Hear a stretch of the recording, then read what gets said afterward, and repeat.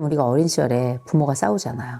싸우면 속상해서 막 울었더니 아들이 와가지고 아유 엄마 울지 마. 왜 울어? 그랬더니 엄마가 그러는 거야. 야, 네 아빠가 어떤 인간인 줄 아니? 날 이렇게 힘들게 하는 인간이고, 네 아빠가 이렇게 잘못해가지고, 네 아빠는 아주 쓰레기야. 이제 이 어린아이가 들을 때는 어떻게 해? 엄마 얘기만 듣잖아요. 그럼 어떻게 해? 이 아빠 나쁜 놈. 나쁜 사람 이렇게 생각을 해요. 그러면서 딱 엄마 편에서 엄마를 옹호하게 되겠죠. 원래 아이는 이 부부관계에 끼어들면 안 되는 사람이었어요. 이제 옛날하고 지금이 엄청 달라요. 20세기하고 21세기는 머리 구조도 다르고요. 뉴런과 뉴런 사이의 전기 자극을 통해서 생각하고 말하고 판단하고 그렇게 적응해가 살아가는데 20세기 이 시냅스하고 21세기 시냅스가 되게 달라요. 생활도 다르고 개인도 다르지만 관계도 되게 달라졌다는 거고 가족 관계 안에서도 되게 달라졌다는 거예요. 20세기는 뭐 기본적으로 의무, 책임 되게 중요하고 또 위계, 연합 이런 게 되게 중요한 때거든요. 자식이 아버지 말 잘 들어야 되고 가족은 뭉쳐야 되고 굉장히 중요한 주제였는데 우리가 알고 있는 위계의 문제가 아니라 독립하고 평등 이게 굉장히 중요한 주제가 됐거든요. 그게 도대체 어디서부터 이게 시작됐나 생각을 해보니까 독방 세대부터 시작이 됐던 것 같아요. 이 독방이 대부분의 출생자들이 독방을 갖게 된 세대가 딱 M세대부터예요. 지금은 요 M세대들이 본격적으로 이제 40을 향해 올라오고 있잖아요. 근데 요 M세대들이 가지고 있는 이 독방 문화라고 하는 게 굉장히 독특하게 내 권리랑 함께 묶여서 갑니다. 이 권리라고 하는 게 이전 세대가 책임하고 의무를 굉장히 중요하고 이걸 바탕으로 해서 교과서에서도 배우고 그랬다면 M세대부터는 학생 인권 조례 뭐 이런 얘기들이 나오면서 권리가 삶 속에 이제 일반화된 세대예요. 그때 독방을 갖게 되면서 노크를 시작하는 문화부터 이제 시작을 한 거죠. 옛날에는 일단 방이 없어요. 자기 방이라는 게 아예 없었기 때문에 그리고 방이 있어도 집안에서 아버지가 문 열라 그러면 문을 뗄 수도 있는 게 집안이었기 때문에 우리가 30대를 거치면서 40대를 들어가는 분들에게는 내 방문이 없다는 걸 상상할 수가 없는 거고 노크를 하고 들어오지 않는다는 건 내 인생에 대한 침범이거든요. 가족 간의 침범이라는 건 옛날에 있을 수도 없었어요. 근데 이제는 권리를 중심으로 또 독방을 중심으로 자기보호 문화가 발생을 한 겁니다. 가족 내에도 사생활이 있다는 게 지금 40대에겐 당연한 이야기가 된 거죠. 21세기가 가지고 있는 이 문화적인 시냅스가 다르기 때문이고 가족에도 적용이 돼서 실질적으로 윗세대들이 가지고 있는 뭐 위계와 연합 문화에서 독립과 평등 문화로 가는데 그중에서도 독립과 사생활이 굉장히 중요해진 거죠. 단순히 뭐 직장이나 이런 데서만 얘기가 있는 게 아니라 집 안에서도 특별히 집으로부터 시작된 문화다. 집의 독방 문화로부터 시작된 문화다라고 말씀을 좀 드리고 싶어요. 가족 문제를 해결하기 위해서 5가지 정도? 가족들은 각각 단독자라고 생각합니다. 서로 협력하는 자이고 DNA가 공유되는 부분이 있는 것뿐이지 DNA 같은 경우도 A라고 하는 내가 유전자 지도를 가지고 태어났어도 죽을 때는 A 다시로 죽거든요. 그렇게 독립하면서 서로 간에 각자 개별의 주체로 살아가면서 이 법률적인 지지대를 형성하고 있는 건데 이제는 우리가 거기에 정서적 지지대하고 물리적 지지대를 원래 가족이 다 가지고 있었던 거잖아요. 법률적으로 함께 돼 있고 정서적으로 뭉쳐져 있고 물리적으로 뭉쳐져 있고 경제적으로 뭉쳐져 있고 각각의 공동체 영역을 다들 가지고 있던 게 가족인데 어렸을 때는 이게 문제가 되지 않아요. 성인이 됐을 때, 성인이 된 20이 넘어가고 자기의 삶의 기준을 가져가면서부터는 정서적으로 물리적인 독립체로 살아야 되는 거 굉장히 중요하다고 생각해요. 우리가 심리적인 탯줄을 끊는다 이런 얘기를 하잖아요. 독립성에 기반한 건데 그렇다고 우리가 정서적으로 의지력이 없는 건 아니에요. 같이 기대지만 멀리서 바라보면서 그를 견뎌줄 수 있고 멀리서 바라보면서 그가 이겨나가고 자기의 삶을 살아가도록 기다려주는 거 이게 사실은 가족의 굉장히 중요한 개념이 된 게 옛날엔 다 죽을 때까지 뭉쳐 살았기 때문에 지금은 조금 성장하면서부터 이미 우리는 별개의 존재로 살아가고 다른 직업을 가지고 살아가기 때문에 이렇게 정서적 물리적인 독립을 하는 거 전 굉장히 중요하다고 생각하고요. 그다음에 두 번째로는 물리적 독립 자체가 대단히 중요하다고 생각합니다. 제가 아까 서두에 말씀드렸던 정서적 독립이나 물리적 독립이라는 건 뭐냐면 내가 내 부모로부터 건강한 거리를 두고 내 부모도 나로부터 건강한 거리를 두어서 서로 존재를 인정하면서도 서로를 침범하지 않도록 하는 거 이게 되게 중요하다는 거 하나 하고 물리적 독립이라고 하는 건 뭐냐면 내가 내 집안에서 가사 분담 같이 내가 어떤 역할을 할 때 자기 공간, 물리적 공간을 갖고 동시에 가사 분담과 같은 그 책임도 함께하는 이런 방식으로 한다는 건 각각의 존재들이 같이 살지만 떨어져 있는 거예요. 자기의 독립 공간을 갖고 독립적인 그 정서를 유지하는 게 이게 되게 중요하다는 거고, 이 두 번째로 말씀드린 독립이라는 건 나이가 먹잖아요. 무조건 나와야 돼요, 집에서. 저는 한 25, 6, 7 넘어가면 그냥 나와야 된다고 생각합니다. 이런 물리적 독립이 중요한 이유 중에 하나는 뭐냐면, 실제 사람은 나의 보호자로부터 떨어져 나가야 독립체가 돼요, 실질적으로.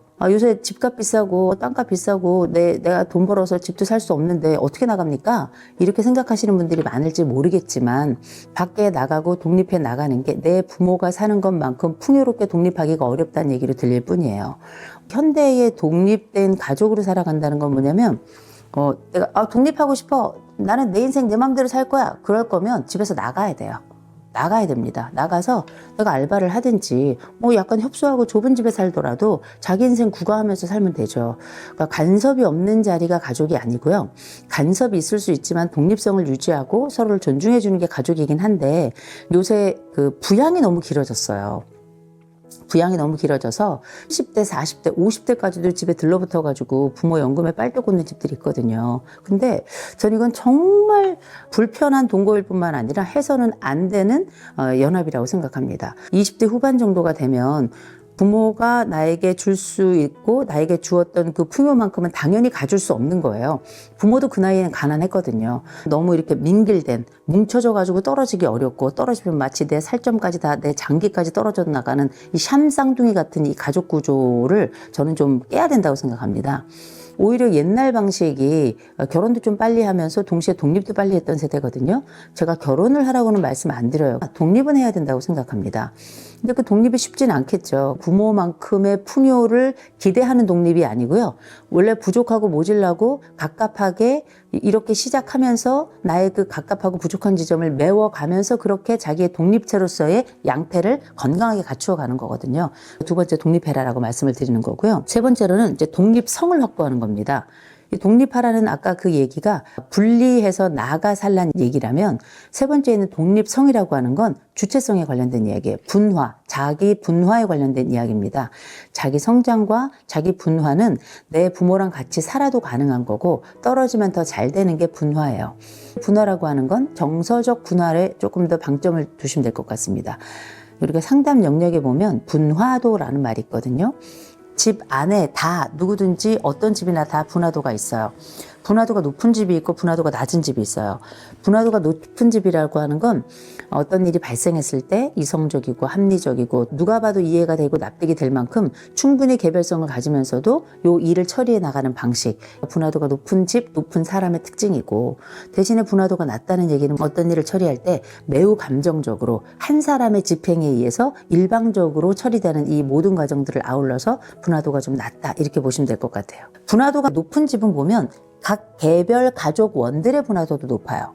분화도가 낮다는 얘기는 뭐냐면 아주 극단적으로 판단하고 가족들끼리 편먹고 또 다른 가족을 공격한다든지, 합리적이고 이성적인 판단에 대해서 가족들이 그렇게 이야기하는 건 가족을 아주 무시하는 행위라고 이렇게 판단한다든지, 생각의 조리가 떨어지고 합리적 사고나 판단에 대해서 가족이라는 이름으로 뭉개는 이런 일들이 비일비재하게 벌어지거든요. 그런 집에서 성장한 집에서는 가족주의라는 게 굉장히 중요해집니다. 내 가족을 회파하는 행위이거나 내 가족에게 조금이라도 문제를 발생하는 일에 대해서는 저주받을 일이고, 얘는 우리 가족이 아니고 다른 데서 데려온 아이고, 이런 식으로 이제 판단을 하는 거거든요. 흥미로운 게 뭐냐면, 우리가 20세기에는 이런 게 당연한 일이었어요. 왜냐면 가족이 중요하니까. 물론 지금도 가족이 중요하죠. 우리가 함께 있으면서도 그때는 다 이렇게 뭉개져 있었어요. 서로 역할도 뭉개져 있고 감정도 뭉개져 있고, 가족 내에 있는 사람이 독립한다 그러는 건 아주 굉장히 슬픈 일이고 고통스러운 일이고, 왜냐면 살점이 떨어져 나가는 거니까. 지금은 한 통에 들어있는 모래알 같은 거라고 생각해요. 10세기의 가족은 한 통에 들어있는 모래알이 다른 것들과 뭉개져서 만들어진 일종의 콘크리트. 이게 단단하긴 한데 개별성이라는 게 없었어요. 근데 지금은 개별성이 기준이 되고 기본이 된 세상입니다. 통 속에서 각각의 모래알도 의미를 갖게 되는, 모래가 함께 뭉쳐져서 하나의 또 작품이 될 수도 있는 거예요. 지금은 건강한 가족을, 좋은 가족을 얘기한다면 21세기 형태는 독립성, 다시 말해서 자기의 개인 분화도도 높고 자기 성장을 위해서 가족의 일부분이 필요하고 지원으로서 도움이 되긴 하지만 가족 안에 뭉쳐져서 자기를 구별해내거나 구분해내지 못하는 이런 일은 없어야 되는, 독립성이라고 하는 건 기본적으로 약간 이기적일 수 있겠으나 자기의 분화도를 높이는 이런 과정이라고 생각해야 될 것 같아요. 네 번째로는 거리의 역설을 기억해야 된다는 겁니다. 이 거리감하고 거리는 달라요. 가족 간에 우리가 건강한 거리를 둬야 된다라고 얘기를 하는데, 거리감이라고 하는 건 내가 그 사람과 내가 멀게 느껴지는 그 마음을 거리감이라고 부르잖아요. 병수 씨 앉아 계시지만 엄마 아버지하고 친해요? 엄마 아버지는 달리 생각할 수 있어요. 엄마 아버지는 내가 너랑 친근하다고 느끼는데 아들과 딸은 내 아버지 어머니하고 약간 멀다고 느끼는, 이 가족 간에도 같은 상대, 같은 대상을 두고도 서로가 느끼는 거리가 달라요. 요즘 자녀들은 이거는 나빠서가 아니에요. 내 부모가 나랑 친하다고 느끼는 그 자녀가 별로 없어요. 이상할 정도로. 그냥 뭐 아버지는 엄마 뭐 그대로 살아가고 나는 나대로 살아가는 거지, 이렇게 생각하는 거예요. 1세대가 볼 때는 엄청 배은망덕한 거예요. 야, 내가 먹여주고 입혀주고 내가 청춘에 즙을 내가지고 내가 너를 여기까지 키웠는데 이것들이 지금 뭐야? 배신 때리는 거야? 야, 남이 너보다 낫다! 뭐 이런 얘기 막 하거든요. 거리감을 느끼는 거예요. 일종의 배신감이라는 단어로 대신된 거리감을 경험해서 이런 얘기를 하는 거거든요. 막상 거리는 다른 거예요. 건강한 거리라고 하는 건 진짜 먼 거리도 있고 가까운 거리도 있는데, 이 거리를 조절하는 힘을 가지고 있는 게 건강한 거리라고 생각해요. 필요할 때는 딱 옆에 있어주고, 각자 살아갈 때는 뭐 적당한 거리를 두고서 뭐 때로 연락이 안 되더라도 살아있구나, 그런데 별 문제 없구나, 이렇게 생각하면서 가족이 살아가는 거 아니겠습니까? 그게 현대의 가족이거든요. 거리감은 달라요. 이 건강하지 않은 가족들이 가지고 있는 전형성이 우리가 거리감이거든요. 거리감은 다른 한쪽이 나를 사랑해, 여전히 그걸 알고 있어. 그럼 이건 거리감이 아니에요. 내가 뭐 엄마 아버지하고 싸웠어, 내가 내 자식하고 좀 다퉜어. 그때는 약간 뭐 마음이 불편할 수 있죠. 그리고 서로 안 봐, 왜 치사하고 들어오니까. 그러나 다음번에 우리 회복될 가능성이 있어. 이건 거리감이 아니에요. 무슨 얘기인지 아시겠죠? 이거는 그냥 거리예요. 적어도 우리가 거리감하고 거리를 헛갈리지 않아야 된다라고 먼저 말씀드리고 싶고, 또 한 가지는 이 거리의 역설이라는 게 있습니다. 건강한 거리라고 하는 게 사람들 사이에 굉장히 차이가 커요. 어떤 집은 우리가 얼마나 자주 봐야 가족이냐라고 질문을 한다면, 어떤 집은 어떻게, 일주일에 한 번은 봐야 되지 않겠어요? 일주일에 한 번 그래도 밥은 먹어야 되지 않겠어요? 이렇게 이야기하는 가족이 있는 반면에, 1년에 한 번 봐도 그냥 살아있으면 돼요, 뭐 그렇게 믿고 사는 게 가족 아니겠습니까? 이렇게 얘기할 수도 있어요. 가족 간에 이게 굉장히 차이가 큰 거예요. 1년에 한 번 봐도 괜찮지 않겠습니까? 근데 이걸 적용하는 가족원도 있어요. 1년에 한 번 보면 돼? 오케이. 그럼 1년에 한 번만 보지 뭐. 그 다음에 나중에 넌 왜 이렇게 좀 연락도 하지 그랬어? 1년에 한 번만 보면 된다면서요. 이게 일종의 하나의 도구가 되는 경우가 있어요. 용이라고 저는 생각을 해요. 상대방의 편의나 상대방이 가지고 있는 불편감을 최소화하기 위해서 1년 정도 얘기를 했는데, 정말 1년이라고 생각하고 공식처럼 그렇게 1년에 한 번 보고 그거 이상 본 것에 대해서는 내가 너무 과하게 효도를 하거나 과하게 가족을 본 것처럼 생각한다면 바보라고 생각해요. 근데 의외로 지금의 젊은 세대들은 이런 공식화된 것 같은 가족의 평균값을 지키려고 한다는 거죠. 내가 너무 많이 만나도 사실 약간 가족에게 뺏긴 것 같고, 너무 적게 만나면 내가 가족원으로서 역할을 하지 않아서 욕먹을 것 같은 불안, 이 양쪽의 감정에서 막 왔다 갔다 하거든요. 이거야말로 비가족적인 거라고 저는 생각해요. 우리가 생각하는 건강한 가족의 거리라고 판단하는 것들을 요즘 세대들은 마치 공식처럼 정해놨다, 결코 건강한 거리가 될 수 없다. 왜냐하면 융통성이 떨어지기 때문에. 인간관계에서는 융통성이 굉장히 중요하잖아요. 가족관계에 있어서도 융통성이 되게 중요한데, 이 융통성이 떨어지는 사람들은 기본적으로 이 거리라는 말 자체에 몰입돼 가지고 이 융통성을 잃어버리게 되고, 이 잃어버린 융통성 때문에 사실상 이 가족이 더 불편해지는 상황이 생겨나요. 그러니까 거리라는 말 자체가 건강하기 위해서 만들어진 단어인데 오히려 이게 역설이 돼버리는, 훨씬 더 거리감을 느끼게 하는 이런 이제 상황이 생겨나기 때문에, 적어도 우리가 알고 있는 이 거리와 거리감을 이해하고 더 나아가서 우리는 거리가 필요한 거지 거리감이 필요한 건 아니고, 우리가 생각하는 이 거리감은 때로는 거리에 대한 오해일 수도 있다라는 거, 그 점을 말씀드려요. 독립성을 좀 기르기 위한 어떤 좀 구체적인 방법이나. 마지막 5번째가 이제 삼각관계가 너무 많다는 거예요.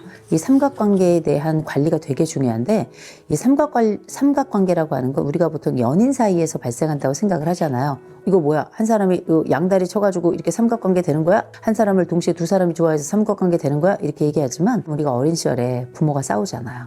싸우면 속상해서 막 울었더니 아들이 와가지고 아유 엄마 울지 마. 왜 울어? 그랬더니 엄마가 그러는 거야. 야, 네 아빠가 어떤 인간인 줄 아니? 날 이렇게 힘들게 하는 인간이고, 네 아빠가 이렇게 잘못해가지고, 네 아빠는 아주 쓰레기야. 이런 얘기를 해요. 이제 이 어린아이가 들을 때는 어떻게 해? 엄마 얘기만 듣잖아요. 그럼 어떻게 해? 이 아빠 나쁜 놈, 나쁜 사람 이렇게 생각을 해요. 그러면서 딱 엄마 편에서 엄마를 옹호하게 되겠죠. 원래 아이는 이 부부관계에 끼어들면 안 되는 사람이었어요. 이 엄마의 요청을 통해서 아이는 저절로 이 부부의 사이에 끼어들어서 이 세 사람의 구도를 만들게 되죠. 이게 삼각관계예요. 그래서 우리가 부부 일은 부부끼리 해결해야 돼요. 그런데 제3자를 이를테면 자기의 자녀를, 경우에 따라 자기의 부모를, 심지어 자기의 친구를 이렇게 부부 문제를 해결하는데 끼어들게끔 만드는 사람들이 있어요. 이런 경우들이 사실은 역기능적 가족 구조를 만드는 거거든요. 그래서 결국은 가족이 편을 먹게 하니까 요즘 이런 가족이 엄청나게 많아요. 일단 아이가 적어요. 주 양육자하고 귀한 자녀 간의 밀착이 너무 커요. 융합된 가족이라고 불러요. 서로 간의 가족들끼리 막 뭉개져가지고 떨어지지 않는 관계. 아들하고 엄마가, 아들하고 딸이, 아니죠? 엄마하고 아들이, 엄마하고 딸이, 또 아버지하고 아들이, 보통 아버지하고 같이 이렇게 융합되기는 어려워요. 엄마가 주 양육자가 되면서 정서적인 교류를 하고, 엄마가 아이의 젖을 먹이잖아요. 이건 굉장히 중요한 행위예요. 엄마가 아이에게 젖을 먹인다는 건 물리적으로 이 몸에서 나오는 젖만 먹이는 게 아니에요. 정서적인 젖도 같이 먹이는 거거든요. 이 젖을 먹이는 사람과 그 자녀 간의 이 관계는 그렇지 않은 관계인 아빠와 이 아이들 관계하고는 굉장히 다른 거예요. 성장해 가면서 아빠가 함께 육아에 참여하고 아이들과 희노애락을 함께 하면서 그렇게 정서적인 젖을 양쪽에서 먹이는 거 굉장히 좋거든요.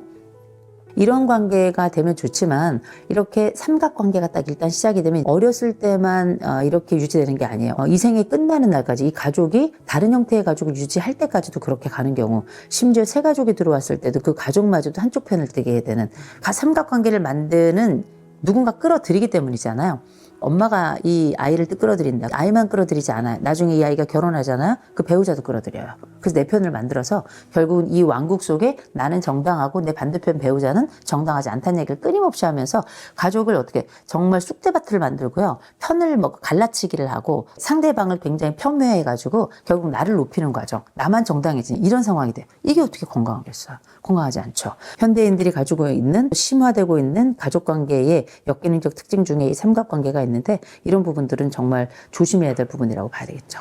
부모 탓할 거 없다. 두 번째, 이 독립성의 가장 핵심적인 주체는 나다라는 걸 아는 거. 지금부터 시작해도 늦지 않다라는 거. 집안에서 경제적으로 능력이 없을 수 있잖아. 엄마, 제 방은 제가 정리하겠습니다. 엄마가 정리해라 어쩌고 저쩌고 얘기하는데 독립된 주체면 지금 20, 30, 40 넘어가는데도 불구하고 아직까지 부모가 방을 치워주는 집들이 많아요. 전 그건 정말 수족이 멀쩡한데 그 부모도 그거 치워주면 안 된다고 생각해요. 근데 벌레 나오게 생겼으니까. 그러나 정신 차려야 됩니다. 부모가 나에게 뭘 해줄까가 아니고요. 난 어떤 직업을 찾을까? 당연히 다들 고민하죠. 진지하게 찾을 뿐만 아니라 우리가 어떻게 내가 원하는 직업 다 갖겠어요. 누군가는 한 달에 월급을 400, 500 받고 싶겠죠. 20대 초임에 무슨 400, 500 주는 데가 어디 있어요. 그런 데 있으면 저한테도 좀 소개해 주세요. 물론 제가 나이 먹어서 못 가겠지만 때로는 내가 나라는 사람이 더 특별하고 더 좋은 일을 할 수 있는 사람인 것 같은데 그게 안 될 때가 있잖아요. 그러면 내가 할 수 있는 작은 것부터 시작하는 겁니다. 좀 부족하다 싶은 것부터 시작해야 돼요.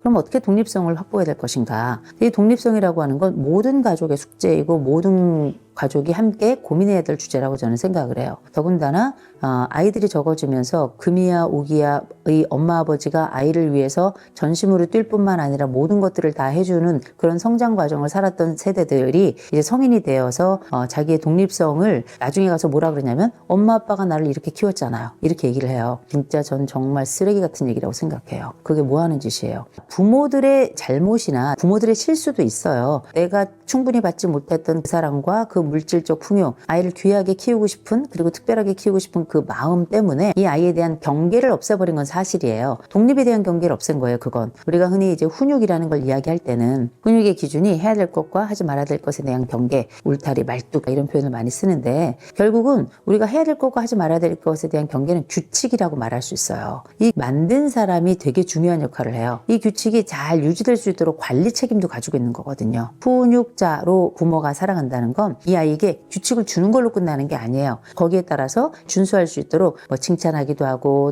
일종의 처벌을 하기도 하고 규칙이 이렇게 균형을 맞추면서 유지가 되는 거잖아요. 이 부모들이 처음에 규칙을 좀 잘못 세운 게 있어요. 정서 규칙하고 생활 규칙을 정말 잘 못 세우더라고요. 애들이 뭐 해도 어떻게 무조건 예쁘다, 잘했다, 너는 잘 될 거다. 잘못한 건 잘못한 거고요. 잘 안 될 건 잘 안 되는 거예요. 무작정 이렇게 이야기한다고 해서 그게 되는 건 아니거든요. 말의 경계 속에서 갖춰야 될 사회적 기준을 깨는 경우 이거 부모가 잘못한 거고요. 또 한 가지는 아이들에게 요새는 애들이 학원 다니고 막 그러니까 가사 분담도 안 하더라고요. 애가 일단 젖병을 들고 먹을 수 있으면 애 안고 가서 젖병을 싱크대에 휙 집어 던지는 것부터 시작해야 된다고 얘기하는 사람이에요. 그래야 지가 자기 집안에서 멤버로 활동하면서 가정적 책임을 질 수 있는 사람이 되는 거거든요. 그렇게 해서 조금 더 커서 이제 애가 뭐 밥 먹기 시작하면 이유식 먹으면 집어 던지고 싱크대에 밥 먹기 시작하면 자기 밥그릇 갖다 집어넣고 그 다음에 조금 더 크면은 신발 정리한다든지 아니면 뭐 자기 방 정리한다든지 이거 되게 중요하거든요. 이런 기본적인 집안 내에서의 역할을 충실하게 할 수 있도록 도와주어야 이 아이는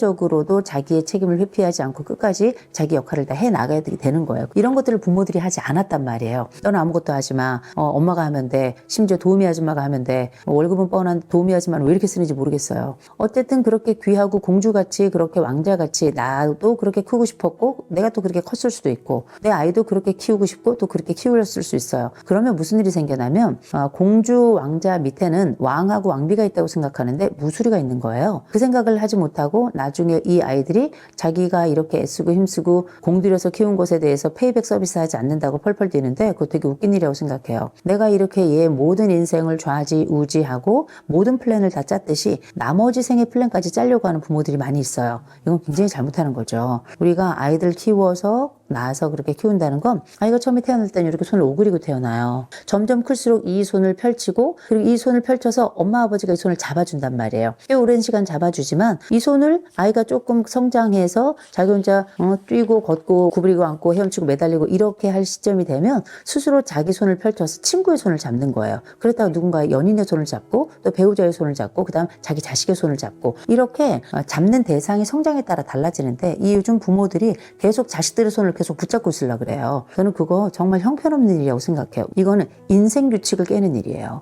자녀의 인생 규칙을. 그 인생 규칙이 뭐냐면 독립성이에요. 이 자녀들이 부모의 손을 더 이상 잡지 않아도 물론 이게 섭섭한 일이죠. 자식의 손이 얼마나 부드러워요. 자식의 손이 얼마나 온기가 있어요. 그 자식의 손을 잡을 때 기쁨이 얼마나 커요. 그러나 부모가 된다는 건 그 자식의 손을 잡을 때의 기쁨도 누려야 되겠지만 그 손을 놓을 때의 아픔도 견뎌야 되는 거거든요. 어떻게 좋은 일만 있어요. 배고플 때 있으면 배 부를 때도 있는 거고 내가 잘 때가 있으면 깰 때가 있는 것처럼 그렇게 자식들과 함께 살아가면서 그 손을 놓고 잡고 싶지만 그 손을 잡지 말아야 될 때도 있는 거예요. 근데 부모들이 아무 때나 이 자식들의 손을 잡고 평생 그 손이 내 손인 양 그렇게 잡아가려고 하거든요. 정신 바짝 차려야 돼요. 이거는 부모들의 잘못이에요. 그런데 부모들만 잘못이 있는 건 아니에요. 많은 요새 젊은 층들, 제 자녀들이 상담 현장에서 와서 그러냐면 내 부모가 나를 그렇게 키웠잖아요. 내 부모가 그렇게 키운 게 잘못 아니에요? 제 인생은 처음부터 폭망이었어요. 뱃속으로 들어가야 돼요. 이런 얘기 많이 하거든요. 저는 그 친구들에게 이런 얘기합니다. 화낼 수 있다. 부모가 잘못한 부분이 있다. 한동안 그래서 강연하고 이런 분들이 자식들한테 사과해라. 그래서 무릎 꿇고 막 빌고 막 이런 거 했었어요. 전 그거 미친 일이라고 생각해요. 왜냐하면 부모 발을 밟으면 사과해야죠. 부모가 물론 잘못한 부분이 있어요. 그럼 어떻게 해요? 엄마가 이런 과정에 이런 거를 그때 했어야 되는 건데 좀 못한 부분이 있는 것 같아. 지금은 내가 이렇게 교정을 해야 될 것 같아. 이런 얘기는 가능하겠죠. 근데 부모 자식 간에도 위계라는 게 있는 겁니다. 저는 부모는 부모고 자식은 자식이라고 생각해요. 프렌데디 친구 같은 아버지, 뭐 프렌맘이 친구 같은 엄마 좋거든요. 내가 할 수 있는 역할 중에 하나를 그렇게 선택하는 거예요. 부모가 위계 없이 위아래 없이 아이들을 그렇게 경우 없이 키우잖아요. 효 이런 게 문제가 아니고요. 인간이 잘못됩니다. 부모는 부모 역할하고 자식은 자식 역할 하는 거예요. 오래된 영화 중에 권상우하고 김하늘이라는 배우가 과외하는 이런 동갑내기 과외학인가 뭐 그런 게 있었어요. 거기서 김하늘 배우가 하는 얘기가 있습니다. 너는 학생이고 나는 선생이야. 이거 되게 중요한 거예요. 나는 부모고 넌 자식이야. 이걸 선명하게 해야 돼요. 그거 경기 딱 무너지잖아요. 아이들은 성장하기 전부터 부모 머리 위에 올라가서 부모 상투를 잡는 겁니다. 부모가 아이들에게 친절하게 대하는 것과 부모 자식 간의 경계를 깨는 건 다른 일이라고 생각해요. 그러면 나중에 이 아이들이 부모의 삶 속에 함부로 침범해 들어와서 막무가내로 하는 거예요. 그렇게 키우는 건 잘못된 거예요. 부모도 그렇게 잘못하는 바가 있죠. 부모도 뭐 사람인지라 실수할 수도 있고 아이들에게 이런 얘기를 하면 안 되겠죠. 엄마도 네가 처음이라. 그거 익스큐즈 안 돼요. 애는 더 어려요. 애는 더 어린데 애한테 가가지고 3살, 4살 되는데 나도 엄마가 처음이야 하면서 장장 울어요. 어쩌라는 거예요. 그렇잖아요. 좀 별로라고 생각해요. 오죽하면 그랬겠어요. 이해는 가요. 그럼에도 불구하고 우리가 부모가 거룩하고 아름다운 이유는 내가 성장 과정에 별 볼 일 없고 형편없고 무차별적으로 그렇게 때로는 학대까지 받아가면서 그렇게 성장했지만 나는 더 괜찮은 부모가 되려고 애쓰고 힘쓰고 용쓰고 하는 거 있잖아요. 그런 노력이 있기 때문에 아름다운 거거든요. 그러나 거기에 규칙이 없는 건 아니다. 원칙이 없는 건 아니다. 깨서는 안 될 것도 있다 라고 말씀을 드리는 거예요. 이런 게 지켜져야 아이들의 독립성도 사실 보장이 되는 건데 이미 어떻게 벌써 컸는데 그렇잖아요. 그리고 부모가 막 나를 막 침범해. 그런데 내가 부모가 나를 침범한다는 건 좋은 것도 있고 싫은 것도 있어요. 왜냐면 다 해주니까 완전 편하거든요. 인간은 다 커가지고 내 맘대로 하고 싶은데 그냥 공주처럼 입혀놓고 25, 35 이렇게 됐는데 공주처럼 입혀놓고 아니 왕자처럼 옆에 딱 칼차게 하고 난 다음에 가만히 앉아있어 생각하는 의자인가요? 그렇게 인간이 있을 수가 없어요. 나는 성인이 되었으니 공주 옷은 입을 수 없는 거예요. 왕자 옷은 입을 수 없는 거예요. 내가 이제 성인으로서 사이즈도 달라지고 옷의 양태도 달라지는 거예요. 왜냐면 옷은 사회적 언어니까 내가 사회적 역할을 하는 것에 따라서 내 옷을 선택하고 그렇게 입고 그대로 대접받는 거 아니겠습니까? 자식도 자기 역할을 하고 자기가 선택해야 되는 역할을 가지고 있는 거라는 거예요. 자기에게 주어진 것, 부모가 나에게 미치는 영향으로만 산다고 생각하는 분들 많은데 정신 차려야 돼요. 그건 완전한 비겁한 변명입니다. 심리학 연구에서도 정말 그러면 부모가 미치는 영향이 어느 정도냐? 이거 보통 한 30% 얘기합니다. 31.6%예요. 근데 그거 우리가 뭐 영향 안 받을 수 없겠죠. 얼마나 좋습니까? 교육을 받아요. 다른 친구들을 만나요. 또 다른 어른들을 만나요. 우리에게 주어진 수많은 또 다른 더 많은 더 길고 더 오래된 그 환경 속에 다른 영향을 더 많이 받을 수 있단 말이에요. 그런데 왜 굳이 나는 내 부모에게만 영향을 받는다고 하늘 앞에 서가지고 소리를 질러대면서 나는 뭐 피해자입니다. 나는 다시 뱃속으로 들어가야 됩니다. 왜 그렇게 얘기를 해요? 적절하지 않다고 생각합니다. 오히려 나머지 70%는 내가 내 주변에서 내가 선택하고 나에게 온 것들을 해석하고 받아들이면서 그렇게 내 인생을 만들어 가는 거거든요. 그러니 부모 탓만 할 것 없다. 부모가 모질라고 한심해서 그랬을 수 있어요. 그러나 우리의 삶은 우리가 선택하는 것에서 훨씬 더 많이 좌지우지된다는 걸 기억한다면 독립성 역시 그럴 것이다라는 거예요. 사람은 살아가면서 전 이렇게 커야 된다라고 하는 부분, 곧 아이는 이렇게 키우는 게 맞습니다라고 얘기할 때 제가 부모 교육할 때 하는 얘기가 있어요. 인간은 독립적이고 민주적인 시민으로 아이들을 키워야 된다라고 저는 얘기합니다. 그중에 진짜 중요한 것 중에 하나가 이제 독립성이에요. 독립성이라는 게 뭐냐면 내가 내 일을 알아서 척척 해내고 동시에 내가 할 수 없는 것들은 도움을 청할 줄도 아는 용기. 전 이게 독립성이라고 생각해요. 나 혼자 다 할 수 있어. 아니면 난 못해. 이런 게 아니고 내가 할 수 없는 것에 대해서도 도움을 청해야 된다는 거죠. 전 그거 되게 중요하다고 생각하거든요. 이런 요소들을 갖추도록 성장시키는 게 독립성이고 민주성이라는 거는 뭐 거칠게 말하자면 뭐 나의 책임과 권리와 의무 알고 이거 남이 함부로 침탈하지 못하게 지켜내고 다른 사람들이 가지고 있는 책임과 의무와 권리도 내가 보존할 수 있는 능력이 있는 거. 성숙한 민주주의 사회에서 살아가는 사람 아니겠습니까? 시민이라고 얘기했는데 시민성이라고 하는 건 공동체성이에요. 내가 공동체 안에서 한나의 그냥 작은 멤버로 지낼 수도 있지만 내가 리더로서의 역량도 가지고 있는 거예요. 그래서 사회적 책무감을 갖는 게 굉장히 중요한 겁니다. 그게 이제 시민성의 가장 중요한 핵심이거든요. 그럼 집안 안에서는 뭘 해야 되냐? 물론 가정 내에서도 이런 각각의 요소들이 이렇게 스미도록 키워나가는 게 되게 중요하지만 독립성이 되게 중요해요. 독립성은 물론 부모가 제공해야 될 부분도 있어요. 의무적으로 부과해야 될 것도 있고 책임을 다하도록 해야 될 것도 있고 그런 게 있는데 그거 부모가 못 가르쳤어도 내가 사회 이제 생활 쫙 하잖아요. 해보면 알잖아. 내가 이런 부분은 부족하고 이런 부분은 내가 좀 탁월한 부분이 있구나. 내가 할 수 있는 부분이 있고 협력해야 되는 부분이 있구나. 우리가 왜 유치원도 그렇고 초중 고등학교 대학교 가서도 다 뭐냐면 팀워크를 발휘할 수 있도록 이렇게 하나의 팀을 해서 팀플 같은 거 하잖아요. 이거는 아주 애들 어려서부터 같이 하는 거거든요. 이게 사회적으로 내가 너 혼자 집에서 성장한 아이인 거 알지만 같이 협력해가지고 우린 더 좋고 멋진 것들을 이룰 수 있고 심지어 협력해야지만 할 수 있는 것들이 있어라는 걸 알려주는 거거든요. 그렇게 우리는 어린이집 유치원 다니고 바깥에 나가서 놀이할 때도 혼자 하는 놀이도 있지만 같이 하는 놀이들도 함께 하면서 그렇게 성장했잖아요. 그 놀이 과정 그리고 유치원 어린이집 초, 중, 고, 대 직장 다니면서도 다 우리는 따로 또가치를 다 배운 사람들이에요. 사회적 환경을 통해서 우리의 성장에 연합하는 능력이 얼마나 중요한지를 보여주는 거거든요. 그때 우리는 배웠어요. 나 이거 잘 못하겠어. 그럼 다른 친구 야 내가 도와줄게. 이런 것도 있고 내가 좀 못했어. 그때 다른 애가 너 왜 그랬어? 이렇게 하면 욕도 먹고 이게 뭐냐면 다른 사람과 함께 살아가는 여러 희노애락을 경험하는 과정이거든요. 독립성이라는 걸 어떻게 키우냐 물어보셨잖아요. 제일 먼저 이 독립성은 부모에게서만 발현되는 게 아니라는 걸 알고 있는 거 되게 중요해요. 그러니 부모 탓할 거 없다. 두 번째, 이 독립성의 가장 핵심적인 주체는 나다라는 걸 아는 거. 지금부터 시작해도 늦지 않다라는 거. 세 번째로는 독립성이라고 하는 게 많은 분들이 경제적 독립에 대해서만 많이 생각을 하시더라고요. 주체적 삶을 산다는 건 모든 차원에서의 독립성을 다 구가할 수 있는 거예요. 내가 집안에서 경제적으로 능력이 없을 수 있잖아. 엄마, 제 방은 제가 정리하겠습니다. 엄마가 정리해라 어쩌고 저쩌고 얘기하는데 독립된 주체면 지금 20, 30, 40 넘어가는데도 불구하고 아직까지 부모가 방을 치워주는 집들이 많아요. 전 그건 정말 수족이 멀쩡한데 그 부모도 그거 치워주면 안 된다고 생각해요. 근데 뭐 벌레 나오게 생겼으니까. 그러나 정신 차려야 됩니다. 자기가 성인이라는 걸, 이미 컸다라는 걸, 이 성인으로서 내가 뭘 해야 되는지에 대해서 눈을 뜨고 거울을 보세요. 이미 충분히 나이 먹고 충분히 늙어가고 있어요. 25세면 성장이 끝나고 그때부터 노화가 시작이 됩니다. 아, 내가 나이가 먹었구나. 집안에서 내가 첫째, 둘째, 셋째, 내가 아이라고 생각하실지 모르겠지만 정신 차려야 돼요. 자꾸 집 밖으로 나오라고 하는 거예요. 내 방 정리는 내가 하는 것부터 독립성의 시작으로 생각하고요. 두 번째로는 직업 찾아야 됩니다. 직업을 찾기 위해서 초, 중, 고등학교 때부터 생각해야 돼요. 내가 어떤 직업을 찾을까? 부모가 나에게 뭘 해줄까가 아니고요. 난 어떤 직업을 찾을까? 당연히 다들 고민하죠. 진지하게 찾을 뿐만 아니라 우리가 어떻게 내가 원하는 직업 다 갖겠어요. 그럴 수 없어요. 누군가는 뭐 한 달에 월급을 400, 500 받고 싶겠죠. 20대 초임에 무슨 400, 500 주는 데가 어디 있어요. 그런 데 있으면 저한테도 좀 소개해 주세요. 물론 제가 나이 먹어서 못 가겠지만 때로는 내가 나라는 사람이 더 특별하고 더 좋은 일을 할 수 있는 사람인 것 같은데 그게 안 될 때가 있잖아요. 그러면 내가 할 수 있는 작은 것부터 시작하는 겁니다. 좀 부족하다 싶은 것부터 시작해야 돼요. 나만의 독립적인 영역, 돈도 그렇고요. 매일 아침에 내가 출근하고 퇴근하고 이런 모든 것들이 다 독립적 삶을 살아가는 거예요. 그래서 요는 뭐냐? 제일 먼저 자기 자신 옷 입는 거, 방 정리하는 거, 나만의 직장과 놀이터와 일터 이런 것들에 대해서 스스로 결정하고 거기에 충실히 살아가는 거. 전 이게 독립성이라고 생각합니다. 더 중요한 독립 중에 하나는 아이로부터의 독립이에요. 내가 이제 성인으로 살아가게 될 거 아니에요.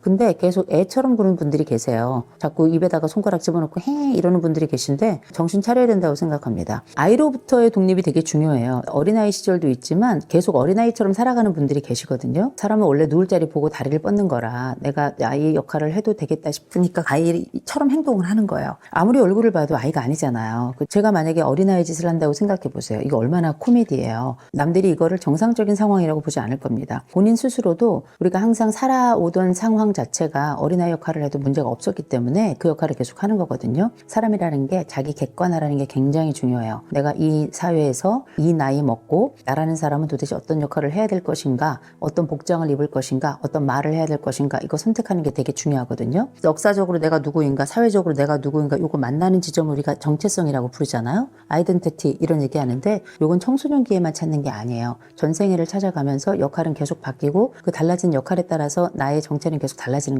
거잖아요. 우리가 기억해야 될 게 있습니다. 점점 나이가 들어간다는 건 옛날 어린아이 짓은 끝내는 거예요. 성장하면서 때 지나가면서 20대, 30대 이렇게 넘어가면서도 상욕하는 분들도 엄청나게 많더라고요. 정신 좀 바짝 차렸으면 좋겠어요. 그 입에서 그 욕이 나올 때 함께하는 사람들 또 함께하는 가족들은 그 사람과 함께 동행하는 사람들인데 도매금으로 넘어가는 겁니다. 되게 중요한 거예요. 욕하지 말고 계절에 맞는 옷을 입고 역할에 맞는 옷을 입는 것처럼 나라는 사람이 성숙한 한 성인으로서 보일 수 있도록 자기 스스로를 꾸미고 자기 스스로를 관리하는 게 굉장히 중요해요. 거기에는 눈빛, 태도, 헤어스타일, 옷 입는 방식, 말하는 방식, 매너 이런 것들이 다 포함되겠죠. 당연히 뭐 내가 갖춰야 될 일의 능력이나 이런 것들도 당연히 들어가는 거고요. 어린아이로 살아가는 게 아니라 독립된 나로 살아가는 거예요. 그러면 뭐 양복을 입어야 됩니까? 뭐 양장을 입어야 그런 게 아니죠. 스스로 자기 안쪽에 내가 나이 먹어가고 있고 과거 어린 시절 내가 아니라 이제 사회적인 인간으로서 존재한다는 거를 인식해야 된다는 거예요.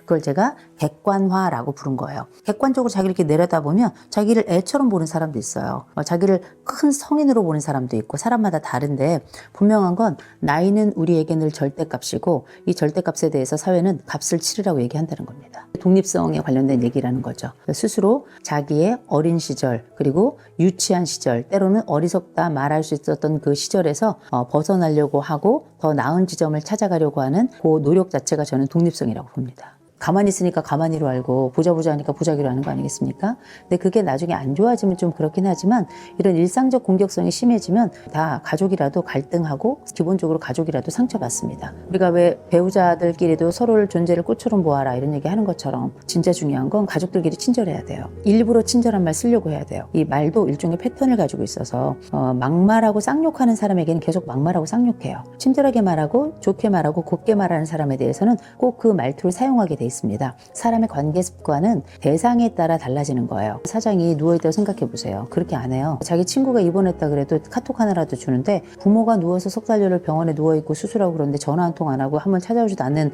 그런 가족들도 있거든요. 가족이 아니라고 생각합니다. 이미 사람으로 보지 않는 거예요. 나에겐 인생의 중요한 대상이라고 조금도 인정하지 않는 거기 때문에 그런 가족은 그냥 호적 정리하세요. 가족관계도 인간관계예요. 사회적 관계고요. 가족관계라 그래서 무조건 다 이 핏줄도 DNA도 이렇게만 생각하시면 완전히 오해라고 생각합니다. 가족이기 때문에 상처도 받고 고통스럽다 말하는 것 중에 하나는 그걸 사회적 관계로 보지 않기 때문이에요. 가족이 대단히 특별한 관계라고 생각하는데 전 그렇게 생각하지 않습니다. 1세기 현대의 가족으로 살아간다는 건 언제든 등지는 관계가 되기도 하는 게 이 현대 가족이 가지는 특징이더라고요. 사람들이 늘 목말라하는 게 뭐냐면 우리 가족은 왜 다른 가족처럼 행복하지 않아요? 행복이 어떤 얘기인가 가만히 들어보니까 친밀감에 관련된 거더라고요. 가족들과 함께 있어도 나는 고독하다는 거예요. 외롭다는 겁니다. 내 가족이 내 가족 같지 않고 내가 가장 힘들고 어려운 시점에 오히려 내 가족이 나에겐 멀어진 존재가 되더라. 그래서 이런 관계는 관계 시소를 타는 가족이 있어요. 이 관계 시소를 타는 가족은 어떤 가족이냐면 시소는 이렇게 딱 타잖아요. 한 사람이 올라가면 한 사람이 내려가. 또 이쪽 사람이 올라가면 이쪽 사람이 내려가요. 이게 바로 시소예요. 서로 계속 엇갈리는 듯이 하나의 기구 속에 있지만 서로 다른 위치를 계속 점하게 되는 다른 사람이 내려가 있다는 걸 인지 못하고 또 내가 올라가기 위해서는 다른 사람을 끌어내려야 되는 이런 관계 속에 살아가는 가족들은 외로울 수밖에 없어요. 내가 혼자 공중에 붕 떴다 싶으면 다른 가족들은 다 떨어져 있고 내가 아래쪽에 내려가 있어 고통스럽다 싶을 때는 또 다른 가족들은 저 위에 올라가 있는 것 같고 같은 시소 속에서도 재미가 없죠. 때로는 이 균형을 잘 맞추면 내가 하늘까지 올라갈 기회를 갖게 되는 거고 또 다시 내려가서 점핑할 수 있는 만한 반동의 힘을 또 받게 되는 거잖아요. 가족관계라는 게 굉장히 모호하고 어렵고 힘듭니다. 근데 이런 시소 같은 가족도 있다면 또 다른 가족들도 있어요. 너무 친밀한 이게 말이 친밀이지 심하게 밀착되어 있는 가족들이 있어요. 이 가족관계라는 게 이게 약간 피부 같아요. 피부를 이렇게 계속 문지르잖아요. 계속 문지르는데 윤활제, 크림과 같은 윤활제가 없잖아요. 나중에 이게 까져가지고 피가 막 나잖아요. 가족 간에도 관계에 진물이 나는 집들이 있어요. 이 관계에 진물이 나는 집들은 너무 밀착돼가지고 서로 간에 떨어질 수도 없어요. 떨어질 수도 없고 떨어지면 우리는 서로 가족 간에 범죄, 곧 다시 말해 서로를 외롭게 하는 거고 가족으로서 역할을 하지 않는 거라고 생각하는데 이 진물이 나는데도 불구하고 이 관계를 유지하는 건 누군가 이 관계를 유지하도록 이렇게 짓누르고 있기 때문이에요. 그게 부모가 됐건 자식이 됐건 안에서 뭐라 그러냐면 우리 너무 친해. 우린 비밀이 없어. 이런 얘기 하거든요. 가족도 사회생활이라고 말씀드렸죠. 사적 공간도 있어야 되고 사회생활도 해야 되고 사생활도 있는 그 집이 건강한 집인 거예요. 그런데 모든 비밀도 없고 마치 깨끗하고 맑고 자신 있게 결벽증 환자인 것 마냥 서로에게 비밀이 없어야지만 가족이라고 생각하는 그런 아주 병리적 가족들은 결국 관계에 진물이 날 수밖에 없습니다. 이런 집들은 10중 8구 그 사회생활할 때 다른 사람들과의 관계에서도 굉장히 어려움을 경험하고요. 더군다나 아이들이 분리돼야 될 시점에도 분리가 안 돼가지고 부모가 쩔쩔매거나 자식이 쩔쩔매거나 그랬다가 다시 또 융합이 되고 이런 상황들이 막 생겨납니다. 이런 또 가족이 있다면 관계를 마치 설사하듯 관계 설사하는 사람들도 있고 관계 변비를 경험하는 사람들도 있어요.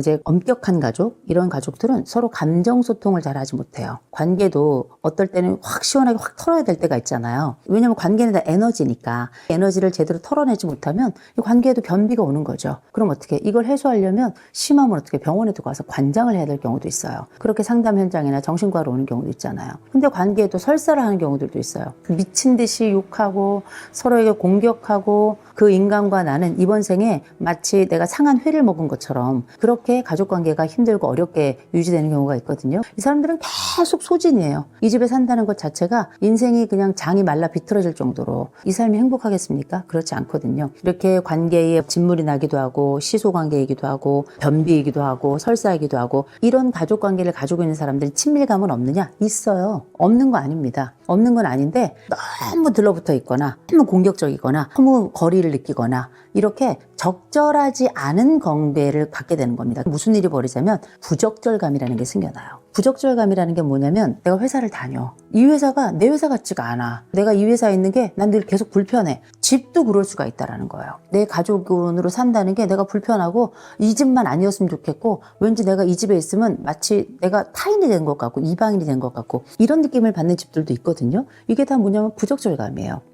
부적절감은 소속감의 정반대편이겠죠. 이 가족과 함께 지내는 이 모든 순간들 반드시 저녁에 해가 지고 나면 집으로 들어가야 되는 사람들에게는 고통이죠. 어려움이죠. 굉장히 힘든 순간이 되는 거예요. 매일이. 이 친밀감이라고 하는 게 굉장히 다양할 수 있다는 거. 내가 생각하는 친밀감이라고 하는 게 내 가족이 생각하는 친밀감과 같은 양, 같은 수준이 아닐 수도 있다는 거. 친밀감이란 이름이 병리적이 되거나 경우에 따라서는 이 다른 형태 다툼이 잦다든지 욕을 한다든지 서로 막 고통스럽게 하는 것 자체를 친밀감으로 오해하는 경우도 있다라는 말씀을 드린 겁니다. 가족 내 친밀감을 어떤 식으로 갖는 게 좋은가에 대한 생각을 해보게 되죠. 적절한 친밀감이라는 말씀을 드리고 싶어요. 이게 진짜 어려운 말이에요. 요리 해보셨어요? 요리를 하잖아요. 엄마들이 꼭 그런다. 양념을 그냥 적당히 넣어 이런 얘기예요. 양념을 소금 적당히 넣으래요. 후추, 고춧가루 적당히 넣으래. 제가 넣어봤거든요. 그 음식은 못 먹어요. 그런 것처럼 실제 이 적절한 친밀감이라는 게 굉장히 어려운 말입니다. 어디까지가 적절함이고 어디까지가 부적절함인가에 대한 경계. 내가 원하는 적절함이 내 부모나 혹은 내 자식이 생각하는 적절함하고 같을 수 없잖아요. 우리가 이제 상담 현장에는 어떤 말이 있냐면 라포라는 말이 있어요. 라포.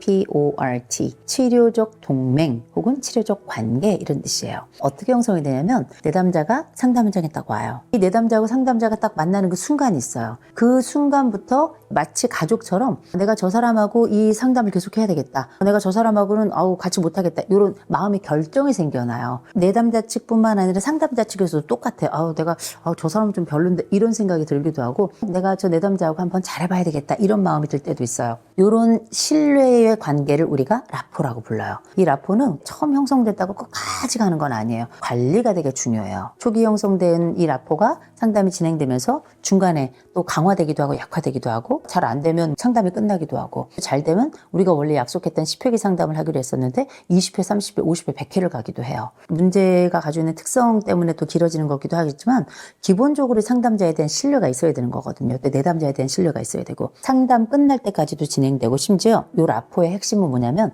상담이 끝나고 더 이상 내담자와 상담자가 보지 않는 그 순간에도 마음속에 이게 있어. 내가 다음번에 무슨 일 있으면 이 선생님한테 가면 되겠다. 상담자 마음속에도 내가 그때 만났던 그 내담자 잘 지내고 있을까? 지금까지 우리가 그때 해왔던 그 이야기를 잘 진행하고 있을까? 가끔씩 그렇게 문자를 나누기도 이렇게 하거든요. 상호 간에 함께했던 시간이 남은 생애에도 남은 기간 동안 보지 않는 순간에도 지속적으로 마음에 그 사람에 대한 확신과 신뢰를 갖게끔 하는 역할을 하는 게 이게 라포예요. 가족관계도 그렇다고 생각합니다.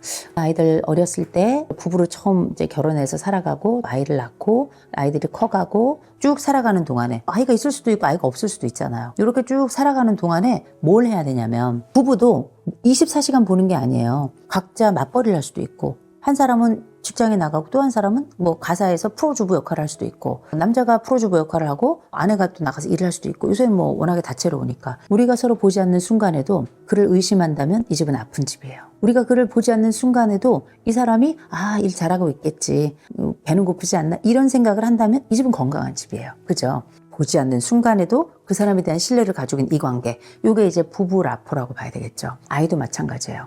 이 아이가 내 품 안에서 24시간 눈앞에 보일 때는 일거수일투족 우리가 다 알 수 있고 모든 상황을 다 파악하지만 아이가 어린이집이나 유치원을 다 가잖아요. 안 보여. 그럼 어떻게? 아우 얘가 잘 지내고 있는지 안 지내고 있는지 그 유치원이나 어린이집에서 뭘 했으면 좋겠어. 막 CCTV로 맨날 24시간 막 보여줬으면 좋겠잖아요. 근데 그거 보지 않아도 이 선생님에 대한 신뢰를 가지고 이 기관에 대한 신뢰를 가지고 이 아이가 거기서도 잘 지낼 것이다 라는 믿음을 갖게 되죠. 그렇죠? 안 보는데도 불구하고 아이가 잘 지낼 수 있을 것이라는 생각을 갖게 돼요. 이 아이가 돌아왔을 때 물어보죠. 재밌었어? 잘 지냈어? 어떤 게 제일 재밌었어? 이런 걸 물어보잖아요. 그럼 애가 뭐 이게 좋았고 저게 좋았고 걔랑 싸웠고 막 이런 얘기도 막 하죠. 보지 않는 순간에도 그리움이나 혹은 불안을 이렇게 홀드, 붙잡고 있고 유지하지만 한편에는 잘 지낼 것이다 라고 하는 일종의 확신을 갖게 되는 거죠. 두 가지가 균형점을 이뤄야 이 사람이 안 보는 가운데서도 안전할 거라고 하는, 안 보는 동안에도 이 사람에게 빠르게 달려가서 이 불안을 터치하기 위해서 쩔쩔매지 못하는 이런 상황이 벌어지지 않는 거예요. 성장하면 더 그래요. 초등학교만 들어가도 아이들이 또 학원 다니는 시간이 길어져요. 중고등학교 가잖아요. 이것들이 어디 있는지 모르겠어. 그죠? 인터넷 세계 속으로 이제 들어가요, 아이들이. 그러면 그때는 우리가 이제는 만질 수도 볼 수도 범접할 수도 확인할 수도 없는 세상 속에 들어가는 거예요. 그때의 부모들이 할 수 있는 유일한 방법은 아이를 믿는 방법밖에 없어요. 가끔 그에게 물어보고 그를 믿는 방법밖에 없어요. 요즘 애들은 남자애들 왜 바카라 다들 깔고 하우스도 막 열고 대포 통장도 막 만들고 이런 애들도 있어요. 부모들이 모르거든요. 정말 어렸을 때부터 진짜 출생부터 속썩이는 애들이 있어요. 이런 친구들이 다 인생 마지막까지 속썩이는 건 아니에요. 원래 그 구분소나무가 마을 지킨다고 이런 친구들이 나중에 철들면 또 끝내주게 부모 부양하는 애들이 있거든요. 그 과정이 올 때까지는 늘 노심초사하게 만드는 자식들이 있단 말이에요. 그렇게 노심초사하게끔 계속 만들 때에는 그만한 일들이 사사건건이 또 시시콜콜하게 되게 많았던 거예요. 라포를 형성할 기회를 주지 않은 거예요. 라포를 형성할 기회가 없었던 거예요. 그게 너무 짧아가지고 우리에게 충만감을 주지 않는 거예요. 우리는 기다릴 수도 없는 거예요. 변수에 대해서 늘 조마조마하고 이 가족은 친밀감이 있다고 얘기할 수 있을까요? 사건이 많은 집은 친밀감도 적어요. 그건 분명해요. 그 대신에 이 가족 간에 보지 않아도 서로를 믿고 기다려줄 줄 아는 그 힘과 또 그런 지탱하는 힘, 이런 것들이 사실 굉장히 중요한 생애 라포가 되기 때문에 이런 가족들은 자주 보지 않아도 친밀하다.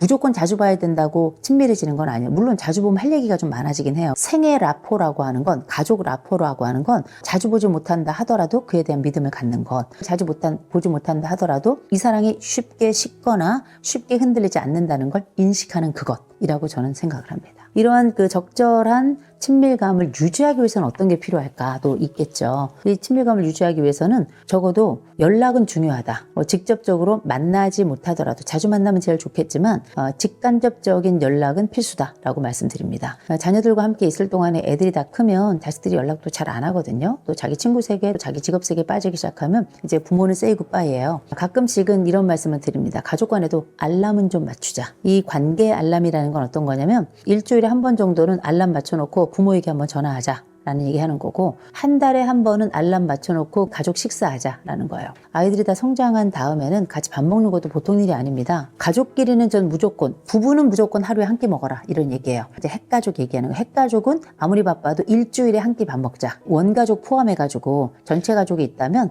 그 가족은 한 달에서 두 달 정도에 한 번씩은 밥은 먹자. 근데 그거 어려워요. 한두 달에 한 번씩 밥 먹기는 어려우니까 정해진 때에는 밥을 먹자. 생신이라든지 특별한 기념일이라든지 뭐 이럴 때 있잖아요. 명절 이런 데 같이 밥 먹는 거 아니에요. 그게 가족이에요. 같이 밥 먹는 게. 제가 이런 말씀을 왜 드리냐면 부부가 이혼하는 부부도 있고 이혼 안 하는 부부도 있어요. 가족은 다 싸우고 부부도 당연히 다 싸워요. 다툼이 있지만 이혼을 하는 부부하고 안 하는 부부들의 특징을 보면 밥 먹는 집 있죠. 부부가 같이 하루에 한 끼라도 무조건 말을 하든 안 하든 같이 밥 먹는 집은 살아요. 희한해요. 밥 먹는 집은 살아요. 일주일에 한 번이라도 같이 밥 먹는 가족은 자기네들 가족이 행복하다고 느껴요. 재밌죠? 명절이든 어쨌든 우리 가족이 함께 모여가지고 뭐 행사를 하잖아요. 욕은 할지언정 그래도 우리 집은 연례 형사로 우리는 이건 해 라고 얘기를 해요. 이게 되게 중요한 하나의 결속 방식인데 그게 다 뭐냐면 수저를 함께 두는 가족인 거예요.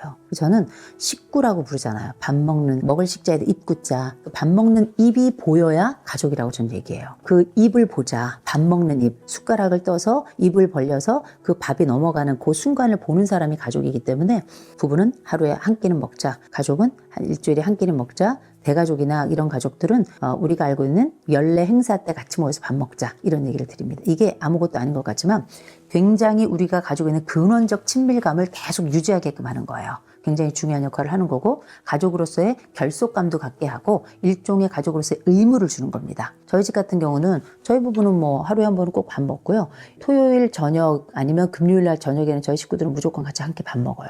그 밥이 뭐 피자가 됐건 아니면 한식이 됐건 뭐 파스타가 됐건 아니면 뭐 집에서 수제비를 끓여 먹건 상관없이 무조건 한 끼는 같이 먹거든요. 너무너무 중요합니다. 그게 뭐 만난다고 무슨 할 말이 있는 것도 아니에요. 만난다고 뭐 대단한 일을 하는 것도 아니에요. 그냥 밥 먹는 거예요. 함께 먹는 그 밥알이 저는 정서 헤모글로빈이라고 해서 정서적 수혈이라고 저는 생각을 해요. 이런 게 있어야 우리 집은 이렇게 밥 먹어. 이번 주에 또 가서 밥 먹는 거지 뭐. 그러니까 그의 삶에 가족이 늘 존재하는 거예요. 그거 되게 중요한 거거든요. 적절한 친밀감은 있는 것이다. 대신 이런 개별적인 감정 갈등들이나 어떤 일상 갈등들이 있을 수는 있어요. 평생에 걸쳐서 매일 빠짐없이 일어나는 일이 아니라 어쩌다 변수처럼 생기는 일이라면 문제없고 우리도 사회적 관계니까 과장님하고 맨날 기분이 좋고 대리님하고 맨날 뭐 행복하게 지내나요?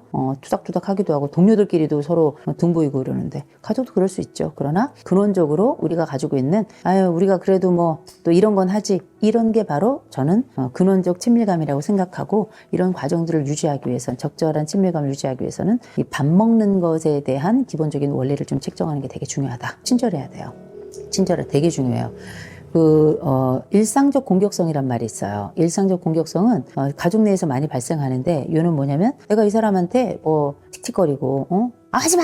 짜증내고 이런 거 하잖아요. 이 가족들은 왜 도대체 밖에 나가서는 그렇게 정말 손이 발휘되도록 그냥 비비고 이렇게 친한 척하고 눈을 깜빡깜빡하고 하는 것들이 왜 집에 와서는 쌩 난린가 이런 생각을 하지만 보통 집 안에서 뭐 가족이니까 그런 게 아니라 일상적 공격성이 나타난다라고 표현하고 이 사람하고는 언제든 화해가 가능한 거예요. 이 사람한테는 언제든 수용이 가능할 뿐만 아니라 우리 관계는 언제든 회복이 가능하다라고 하는 아주 근원적 믿음이 있기 때문에 가만히 있으니까 가만히로 알고 보자 하니까 보자기로 하는 거 아니겠습니까? 근데 그게 나중에 안 좋아지면 좀 그렇긴 하지만 이런 일상적 공격성이 심해지면 다 가족이라도 갈등하고 기본적으로 가족이라도 상처받습니다. 우리가 왜 배우자들끼리도 서로를 존재를 꽃처럼 보아라 이런 얘기 하는 것처럼 진짜 중요한 건 가족들끼리 친절해야 돼요. 일부러 친절한 말 쓰려고 해야 돼요. 이 말도 일종의 패턴을 가지고 있어서 막말하고 쌍욕하는 사람에게는 계속 막말하고 쌍욕해요. 친절하게 말하고 좋게 말하고 곱게 말하는 사람에 대해서는 꼭 그 말투를 사용하게 돼 있습니다. 사람의 관계 습관은 대상에 따라 달라지는 거예요. 내 가족에게 우리가 밥 먹는 거 되게 중요한데 친절하게 말하는 건 둘도 없이 중요합니다. 세 번째, 가족이 가지고 있는 또 특수성 중에 하나죠. 싸워도 위기 순간에는 함께해라. 이게 되게 중요해요. 세상 섭섭할 수가 없어요. 이를테면 내가 석 달여를 병원에 누워 있었는데 전화 한 통 안 해? 이건 쓰레기예요. 가족이 아니에요. 그래서 그런 가족은 유산도 남겨주면 안 돼요. 전 그렇게 생각합니다. 아무리 바빠도 예를 들어서 자기 부장이나 사장이 누워있다고 생각해 보세요. 그렇게 안 해요. 자기 친구가 입원했다 그래도 카톡 하나라도 주는데 부모가 누워서 석 달여를 병원에 누워있고 수술하고 그러는데 전화 한 통 안 하고 한번 찾아오지도 않는 그런 가족들도 있거든요. 저는 그런 가족은 가족이 아니라고 생각합니다. 이미 사람으로 보지 않는 거예요. 나에게 인생의 중요한 대상이라고 조금도 인정하지 않는 거기 때문에 그런 가족은 그냥 후적 정리하세요.